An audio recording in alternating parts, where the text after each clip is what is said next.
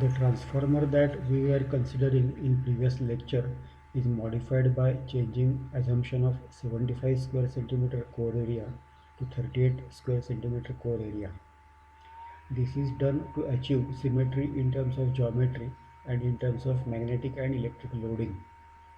This change raises secondary turns to 98 and primary turns to 228. Core area of 38 square centimeter corresponds to 70 mm of core diameter and 35 mm of yoke height. Further, since we plan to wound 49 turns per layer, so 49 into 2.75, that is width of conductor. With this configuration, we get coil height as 135 mm.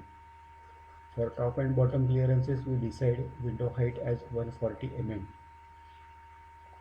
We expect to fit one layer of primary turns in 135 mm height. This suggests us that 76 turns per layer, so all turns would accommodate in 3.5 to 3.75 layers.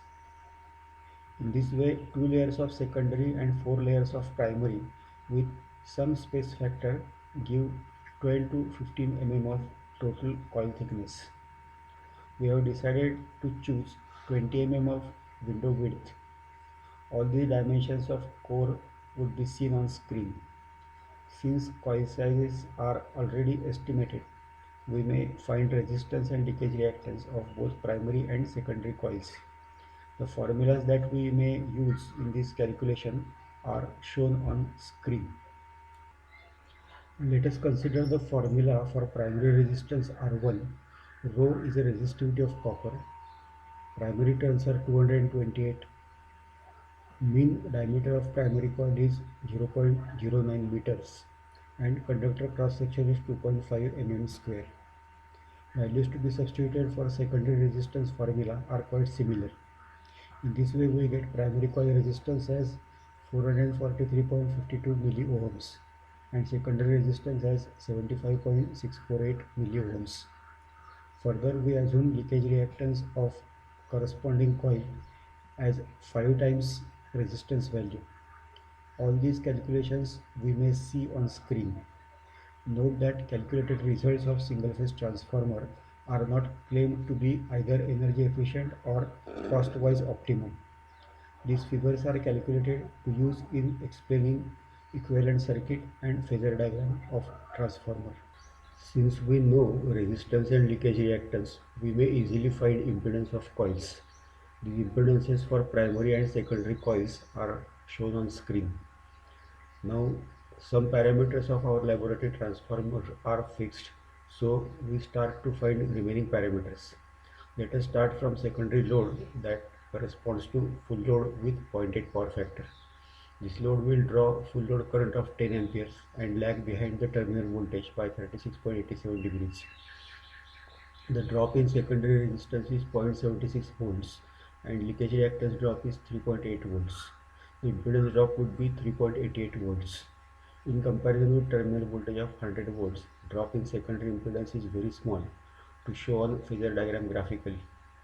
Moreover, terminal voltage and secondary induced EMF are at different angular location on phasor diagram. So, induced EMF in secondary coil E2 is little less than 103.88. We will assume it to be 103 volts.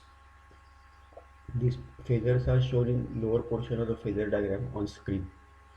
The turns ratio of our transformer is 228 by 98. Using this turns ratio, we get value of E1 as 240 volts. Similar to secondary, primary impedance drop is 2.26 into 45, 4.5 is 10.17 volts. If we add this drop to E1, we get V1 equals 250 volts. We see all these phasors in phasor diagram on screen. An important part to be noted is location of and values of I1, I2 and I2 dash. Location of these phasors are exactly 180 degrees out of phase and their values are exactly as per turns ratio, that is 228 by 98. Further, when I2 dash is added to no load current I0, we get current I1, that is 4.5 amperes. This is the full load condition of our single phase transformer with 1 kVA rating and 250 by 100 volts as a ratio of terminal voltage.